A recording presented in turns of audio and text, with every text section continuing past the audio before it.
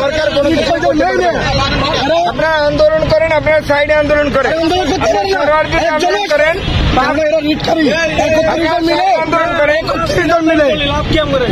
কারিগরি চমৎকার না কিছু না, ঠিক আছে। তারা দাবি খালি দাবি চায়, খালি দাবি চায়। 16 বছর শেখ হাসিনা পুরো দেশটাকে ধ্বংস করে দিয়ে গেছে। এখন সেই দেশটাকে যদি গড়তে হয় তাহলে তো সময় দিতে হবে এই সরকারকে।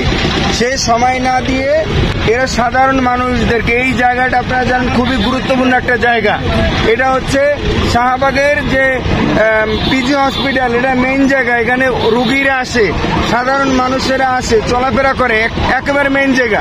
সেই জায়গাটা ব্লক করে তারপর যে তারা একটা বিশৃঙ্খলা তৈরি করতে আছে। আমার এটা মনে হচ্ছে যে আওয়ামী লীগের কোনো ধরনের ষড়যন্ত্র।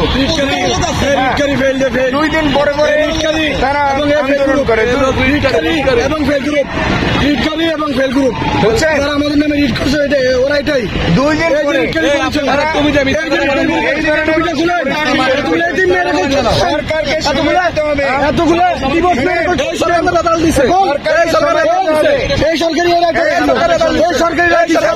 সরকারি নিয়োগ দিচ্ছে। আমরা না দিলে আপনারা আন্দোলন করেন, আপনারা সাইডে আন্দোলন করেন, আন্দোলন করেন, আন্দোলন করেন।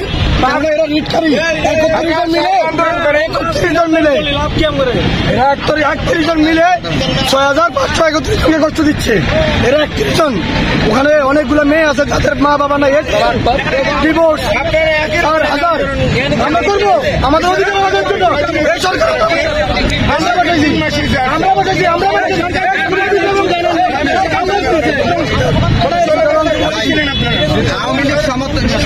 আওয়ামী লীগ সরকার ক্ষমতা থাকা অবস্থায় যাদের ট্যাগ ছিল, পারিবারিক রাজনীতিক ছিল, আমাদের নাই। আমাকে আমি ছিলাম রাবিকে জিজ্ঞেস করেন, আমি রাবির সাথে ছিলাম এবং সার্জির জেলে ছিল, ওই হারুনের বাতা ছিল, আমি ছিলাম না। আমি বাইরে ওই আমাদের শহীদ সুমনে বোম মারছি, আমরা ওখানে ছিলাম কাশিতে। আমরা চিটাগং জুলাই বিপ্লবের অংশীদার। আমি ওষুধ নিয়ে গেছি, আমার ফেসবুকে সেটা প্রমাণও আছে। আমি ওষুধ নিয়ে গেছি, আমরা অংশীদার। তারা তো হারুনের বাতা উঠেছে। আজকে কই আজকাল এবং সার্জিস কোথায়? তারা একটা আসতে, একটা মেয়েকে দেখতে, একটা বোনকে দেখতে।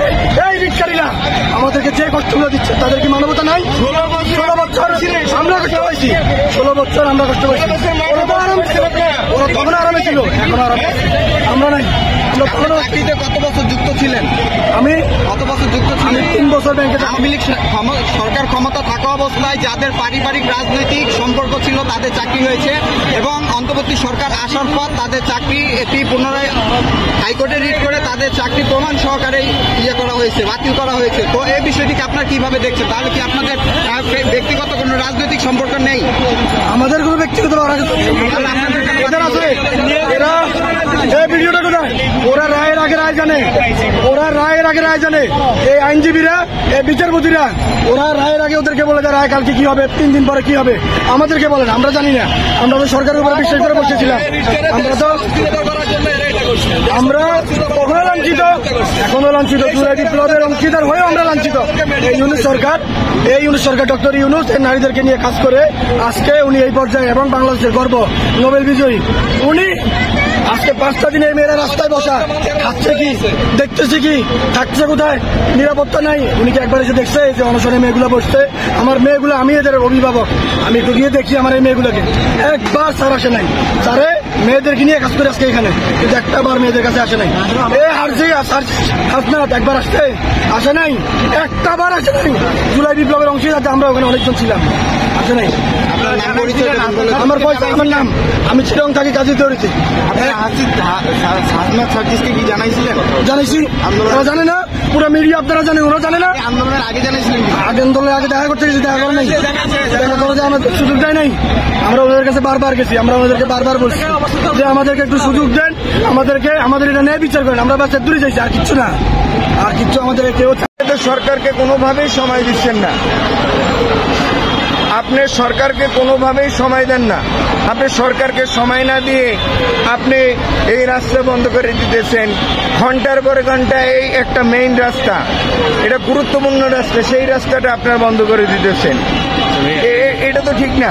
বারে বারে যে আন্দোলন না এটা নিয়ে বলেন, শুধু আজকের না, মানে এই সরকার আসার পর থেকে একের পর এক আন্দোলন কতক্ষণ হইতে আছে, আপনার ওই সিকিউরিটি গার্ডেরদের আন্দোলন হইতেছে, কতক্ষণ বিভিন্ন লোকদের আন্দোলনে করে রাস্তা বন্ধ করে দিতেছে।